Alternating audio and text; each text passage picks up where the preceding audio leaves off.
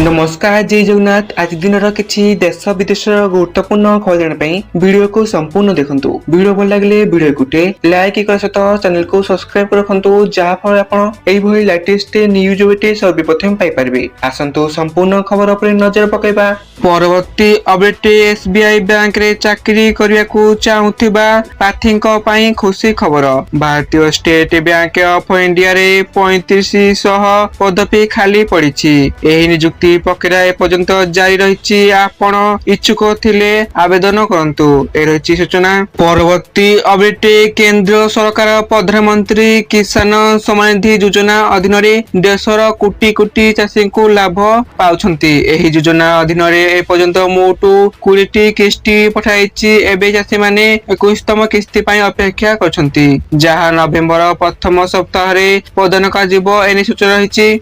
परवर्ती अपडेट दुर्बल है भीषण बात्या वर्तमान बात्यारे परिणत हो स्थलभाग भितर गति करुछि। घंटा को 10 किमी बेगरे गति करुछि। बात्या मुथा सकाळ 11टा बेल को यह गभीर बात्यारे परिणत हेबो। तेबे प्राय 5 घंटा धरि चलथिबा मुथार लैंडफॉल प्रक्रिया राति 11:30 रु 12:30 मध्य स्थलभाग अतिक्रम करिथिला मुथा। एनी सूचना रही। परवर्ती अपडेट पंचुकरे साधारण भिड़ नियंत्रण दर्शन श्रृंखला और निर्धारित समय महाप्रसाद व्यवस्था निमते सरल नीति आरंभ करने श्रीमंदिर प्रशासन प्राक प्रस्तुति करिछि। भिड़ को नियंत्रण निमते एबेठारु श्रीमंदिर बाहर मरीचिकोट छक पर्यंत लुहा ब्यारिकेड निर्माण आरंभ होइछि। एने सूचना रही। परवर्ती अपडेट केंद्र सरकार मंगलवार दिन 8म वेतन कमिशनर टर्म्स ऑफ रेफरेंस को मंजूरी प्रदान करिछि। केंद्र सरकार एही निष्पत्ति फल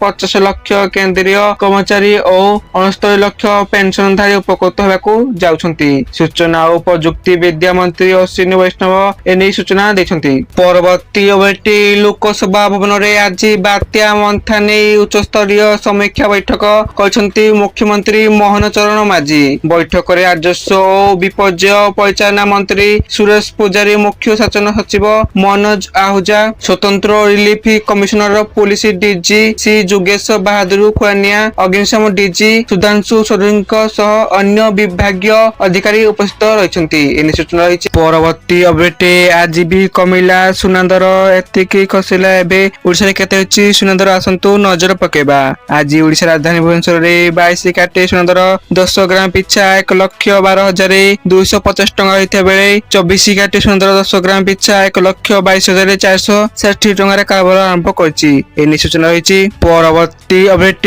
नवेम्बर 11 तारिख रे पड़िबो नुआपड़ा भोट प्रचार रे कंपिलानी मैदान।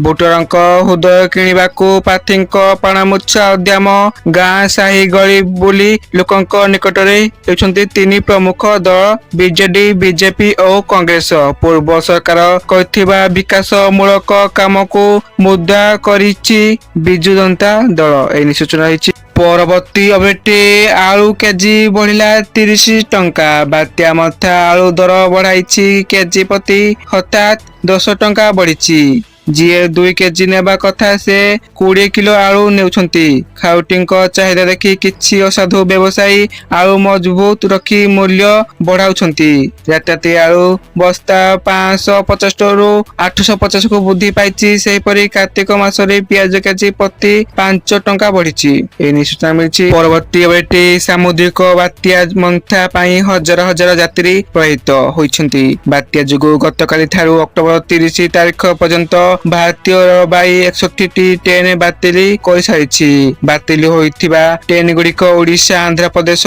तेलंगाना रूटे परिचालित होता है। रेलबाई पक्षरु दिया सूचना अनुसार गतकाली 4टी ट्रेन बातिल होइथिला बेले आज 85टी ट्रेन बातिल होइछि। एने सूचना रही। परवर्ती अपडेट आज तेल दर रे बड़ परिवर्तन देखा मिली। आज ओडिशा राजधानी भुवनेश्वर रे पेट्रोल और डीजेल नुआ दर जारी कराई। आज भुवनेश्वर रे पेट्रोल दर 101 टंका 19 पैसा रही बेले डीजेल दाम प्रति लिटर पिछा 92 टंका 77 पैसा रही। एने सूचना मिली। परवर्ती अपडेट मुख्यमंत्री मोहन चरण माझी मंगलवार दिन कहते आज आयोजित एही कार्यक्रम दुर्नीति निवारण केवल एक प्रतीकात्मक कार्य କାର୍ଯ୍ୟକ୍ରମ ନୁହେଁ। ଏହା ଦୁର୍ନୀତିଖୋର ଅଧିକାରକୁ ଏକ ଦୁର୍ନୀତିରେ ଲିପ୍ତ ସିଷ୍ଟମକୁ ଦୁର୍ନୀତି ପ୍ରତି ଆମ ସରକାର ଶୂନ୍ୟ ସହନଶୀଳତା କଠୋର ବାର୍ତ୍ତା ଦେବା ପାଇଁ ଉଦ୍ଦିଷ୍ଟ। ଏନେଇ ସୂଚନା ମିଳିଛି। ପରବର୍ତ୍ତୀ ବେଟି ବାତ୍ୟା ମୁଥା ସମୀକ୍ଷା ପରେ ମୁଖ୍ୟମନ୍ତ୍ରୀଙ୍କ ପ୍ରେସମିଟ୍ କହିଲେ 8ଟି ଜିଲ୍ଲାରେ ଜିଲ୍ଲାପାଳ ଓ ଆରଡିସିଙ୍କ ଆଲୋଚନା ହୋଇଛି। ଗ୍ରାଉଣ୍ଡ ଜିରୋ ସ୍ଥିତି ନେଇ ବିସ୍ତୃତ ଆଲୋଚନା ହେଲା। ଯେତିକି ପ୍ରଭାବିତ ହେବା ଆଶଙ୍କା ଥିଲା ସେତିକି ହୋଇନାହିଁ। ମାଲକାନଗିରି ଗଜପତିରେ କିଛି ଜାଗାରେ ପଥର ଗଛ ପଡ଼ିଛି। ଏନେଇ ସୂଚନା ରହିଛି। ପରବର୍ତ୍ତୀ ବେଟି କିଶୋରୀମାନଙ୍କ ଆତ୍ମରକ୍ଷା ପାଇଁ ନିଆଗଲା ବଡ଼ ପଦକ୍ଷେପ। କିଶୋରୀମାନଙ୍କ ପାଇଁ 90 ଦିନିଆ ଆତ୍ମରକ୍ଷା ପ୍ରଶିକ୍ଷଣ ଶିବିରର ଶୁଭାରମ୍ଭ କଲା ଉତ୍କଳ ଆଲୁମିନା। ରାୟଗଡ଼ା ଜିଲ୍ଲା ଟିକିରି ଅନ୍ତର୍ଗତ ଦୁରାଗୁଡ଼ା ସ୍ଥିତ ଉତ୍କଳ ଆଲୁମିନା ହିଣ୍ଡାଲକୋ ଇଣ୍ଡଷ୍ଟ୍ରିଜ ଆଦିତ୍ୟ ବିର୍ଲା ଗ୍ରୁପର ସହଯୋଗୀ କମ୍ପାନୀ ପକ୍ଷରୁ ସରକାରୀ ବିଦ୍ୟାଳୟର କିଶୋରୀମାନଙ୍କ ପାଇଁ 90 ଦିନିଆ ଆତ୍ମରକ୍ଷା ପ୍ରଶିକ୍ଷଣ ଶିବିରର ଶୁଭାରମ୍ଭ ହୋଇଛି। ଏନେଇ ସୂଚନା ରହିଛି। ଆପଣମାନେ ଭିଡ଼ିଓକୁ ସମ୍ପୂର୍ଣ୍ଣ ଦେଖିଥିବାରୁ ଆପଣମାନଙ୍କୁ ଧନ୍ୟବାଦ।